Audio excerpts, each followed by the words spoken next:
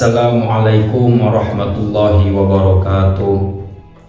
Alhamdulillah wassalatu wassalamu Muhammad ibn Abdillah wa ala alihi wa sahbihi wa mawala amma ba'du. Rabbi shrah sadri wa yassir li amri wal 'uqdatam min lisani yafqahu qawli. Pertama-tama mari kita panjatkan puja dan puji kehadirat Allah Subhanahu wa taala yang telah mana memberikan kita beribu-ribu nikmat iman, nikmat Islam, dan nikmat ihsan. Dan tidak lupa salawat serta salam semoga tercurah limpahkan kepada Nabi kita, Nabi Muhammad SAW. Alhamdulillah, pada kesempatan ini saya mendapatkan suatu perintah untuk menjelaskan tentang sabar, yaitu sabar yang telah mana sabar ini yang sering dipakai umat Islam khususnya untuk menahan diri dari apa-apa yang datang kepada diri kita dan apa-apa yang akan dilakukan oleh kita. Di dalam surah Al-Baqarah ayat 53 dijelaskan yang berbunyi, Bismillahirrahmanirrahim. Ya ayyuhalladzina amanu ista'inu bis-sabri was-shalah innallaha ma'as-sabirin.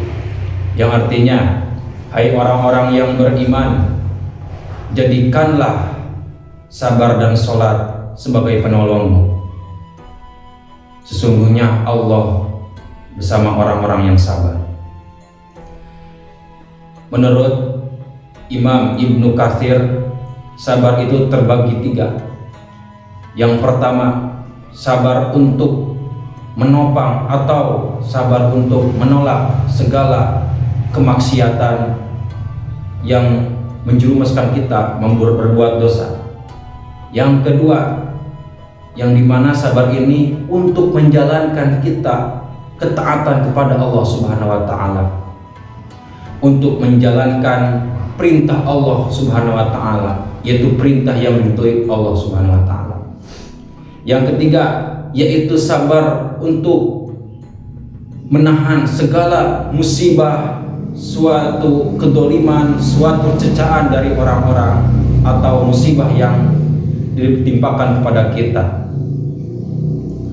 Maka dari itu sangat penting kita untuk bersabar dalam kehidupan.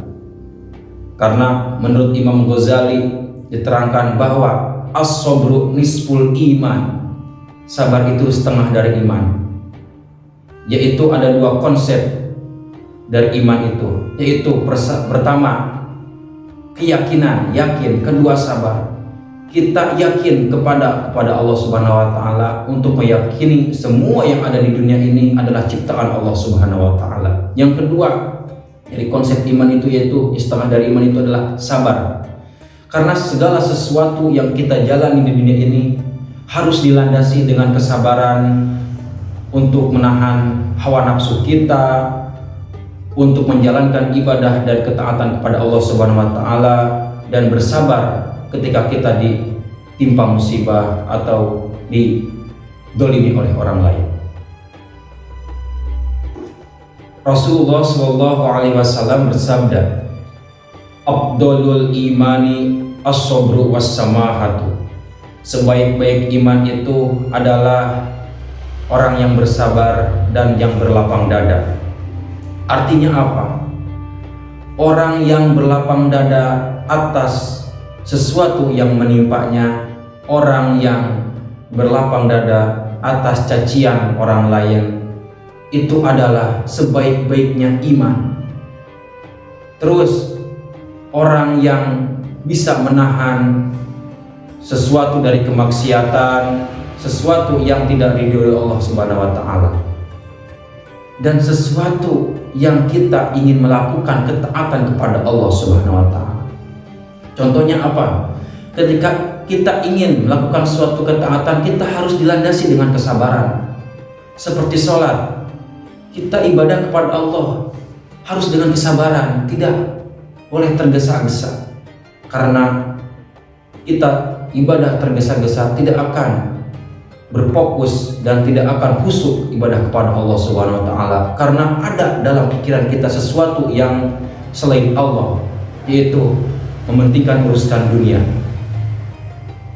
Terus apalagi dalam kemaksiatan, kita menahan diri dari kemaksiatan untuk tidak mengundang azab Allah Subhanahu wa taala.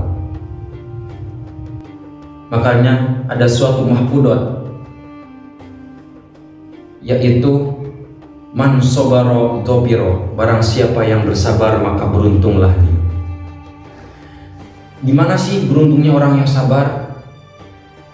Beruntungnya orang yang sabar itu adalah ketika hati kita sudah dikelabui oleh hawa nafsu kita, terus kita bisa menahan diri dari hawa nafsu itu. Akhirnya kita tidak jadi melakukan kemaksiatan. Nah, disitulah orang yang bersabar itu beruntung. Misalkan kita ingin sesuatu itu kita mencintainya dan kita ingin memilikinya, maka dari itu kita melihat kemampuan kita sendiri, kita melihat kelemahan kita sendiri, bahwasannya kita untuk memilikinya tidak mampu. Maka dari itu kita harus bersabar, dan kita bisa bersabar atas keinginan kita tersebut karena kita melihat diri kita dan kekurangan kita. Nah, disitulah kita beruntungnya tidak mengikuti hawa nafsu kita. Sebagaimana sabar yang diluparkan oleh Ali bin Husain Zainal Abidin, ketika Allah menghimpun seluruh umat yang dahulu dan umat yang kemudian, maka seseorang tersebut akan menyuruh kepada orang-orang yang sabar, cepatlah masuk ke dalam surga tanpa hisab. Dalam artian apa? Jadi orang-orang yang sabar, orang-orang yang bisa menahan hawa nafsunya, bisa menjalankan ibadah kepada Allah dengan sabar, bisa tabah terhadap musibah, dan pahala orang sabar itu akan dimasukkan ke dalam surga tanpa hisab. Rasulullah SAW bersabda, as-sabru inda sodmatil ula. Sabar itu ketika awal kedatangan musibah. Hadis riwayat Bukhari dan Muslim.